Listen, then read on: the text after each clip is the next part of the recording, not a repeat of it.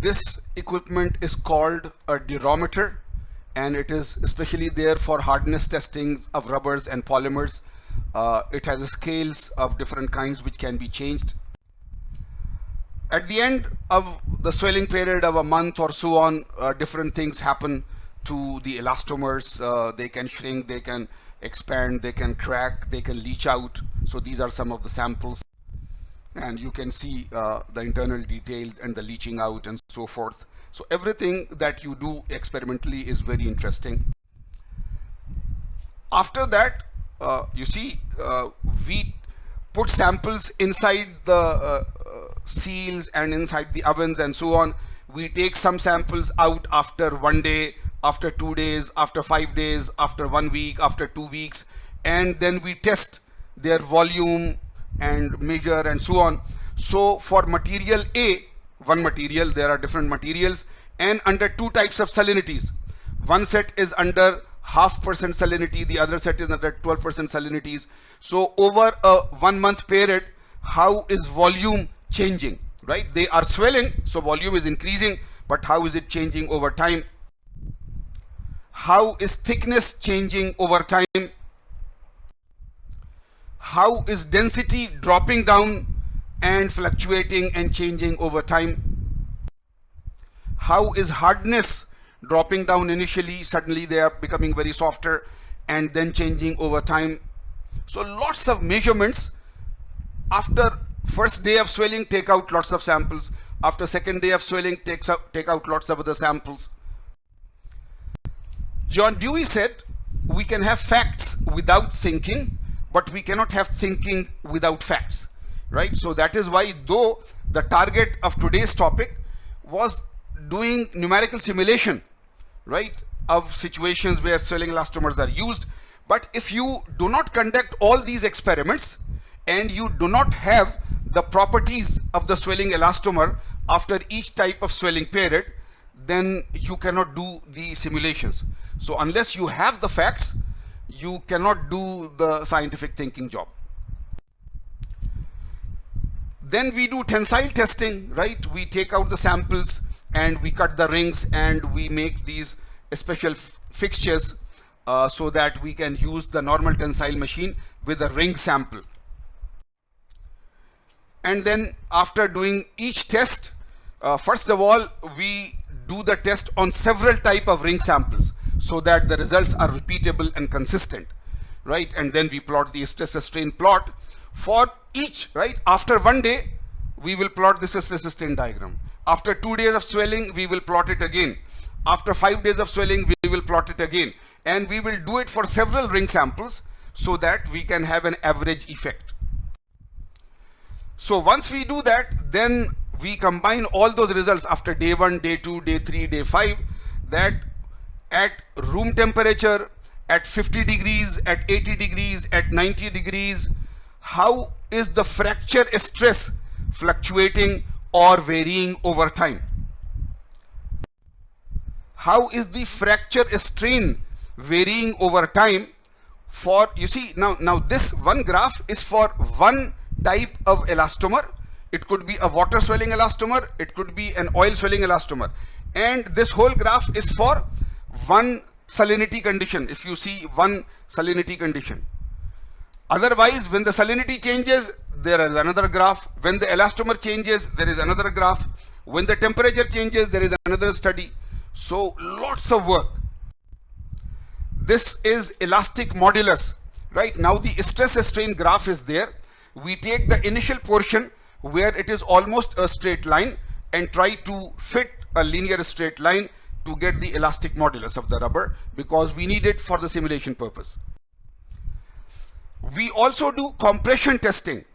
So we again make our own compression setup, and with the universal testing machine use it so that we can test the disk samples under compression.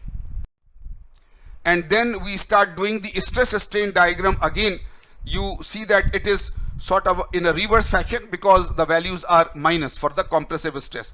And we again plot the stress-strain diagram for sample 1, sample 2, sample 3, and we again do it. For example, this one is only for 0.6% salinity, and only after the end of day 30.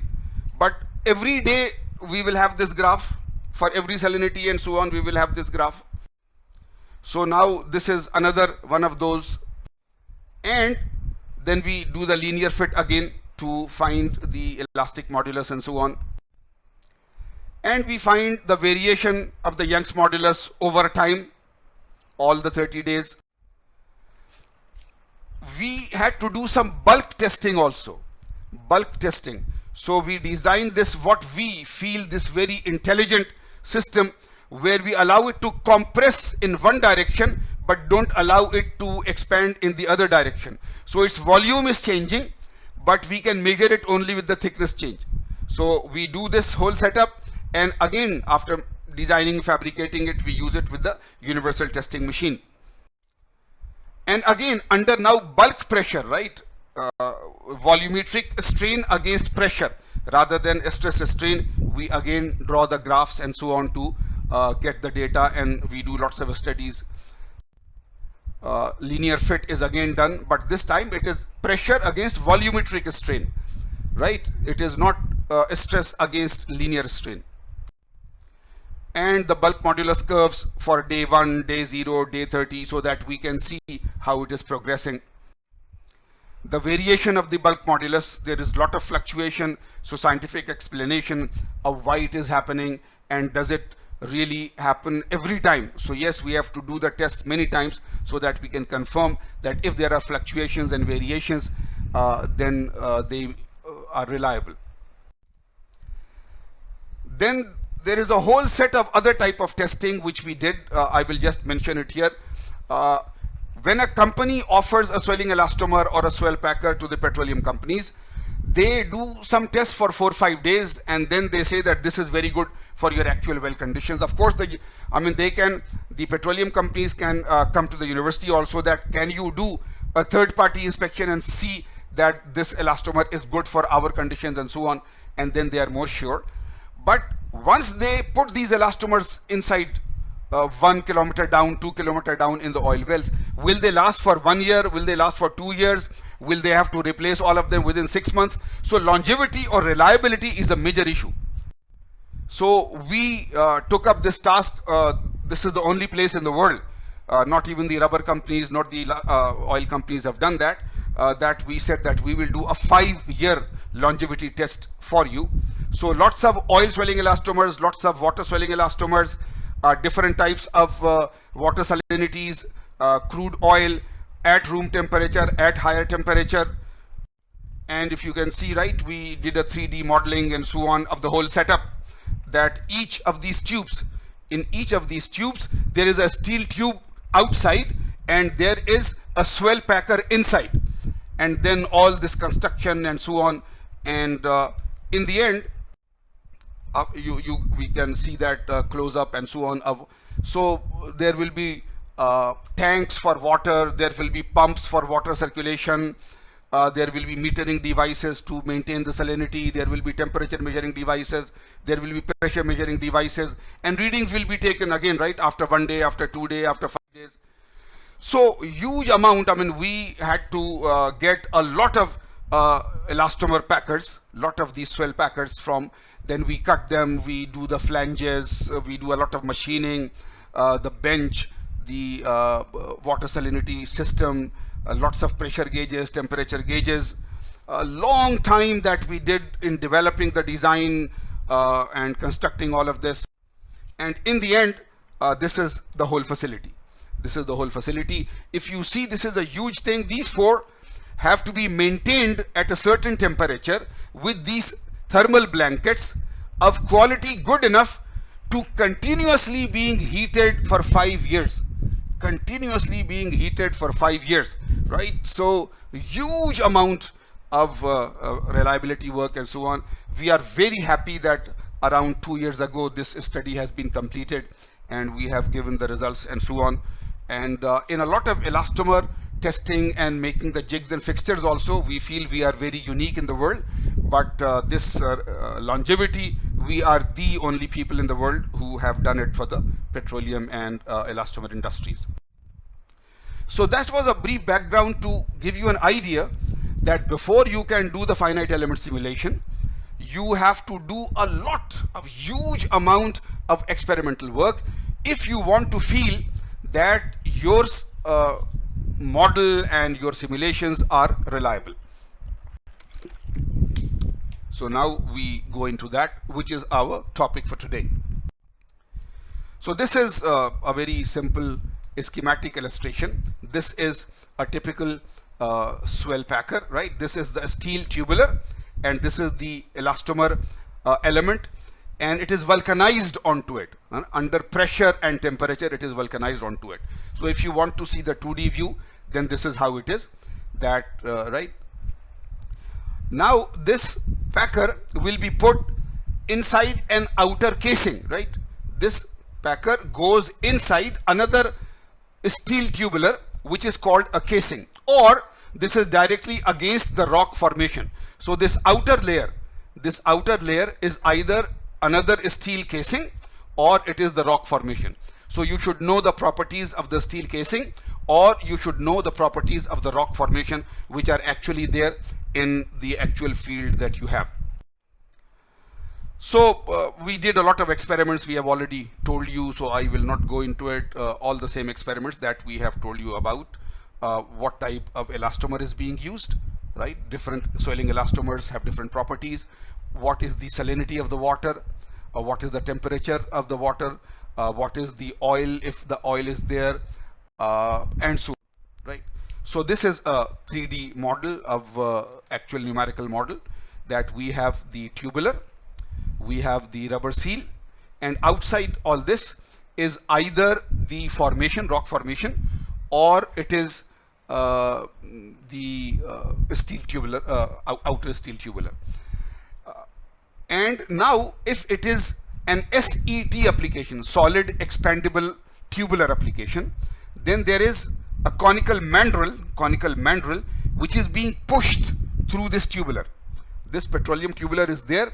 It is in an area where they want to do shut off. So actually on this tubular there are small perforations so that the oil can go inside, but this area they want to seal. So remotely they will send this mandrel to that location which we want to seal, and in this location, this is steel tubular, they will expand it in situ so that it expands and hits the formation or the outer pipe, and all the perforations are sealed. So this is one, right? And therefore this solid expandable tubular together with the elastomer, and this elastomer will also swell. If there is water incursion, now the elastomer can swell because the pipe is being expanded and because the elastomer is swelling in contact with the rubber. So both the things are there. And then in the numerical model, right, the formation or the outer casing, the elastomer, the tubular, initially there is a gap. Once the tubular is expanded or the elastomer is just exposed to water, then after 1 day, 2 day or whatever, it will expand and ultimately seal this place, right? So this is there, and elastomer seal, what are the actual measurements? We took actual real data. So all the thickness data, the length data, the tubular thickness, the steel tubular, their properties, formation properties, right, and so on. So all have to be taken from the real industry if you want to do a simulation which really means something to the actual oil and gas wells and so on.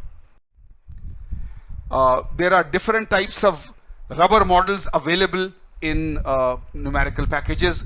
So we tried a lot of different hyperelastic material models, and Ogden model was chosen for this study as a model which gives the closest results to some of our results, right? We are doing a simulation, predicting something and testing it against our own results that we have.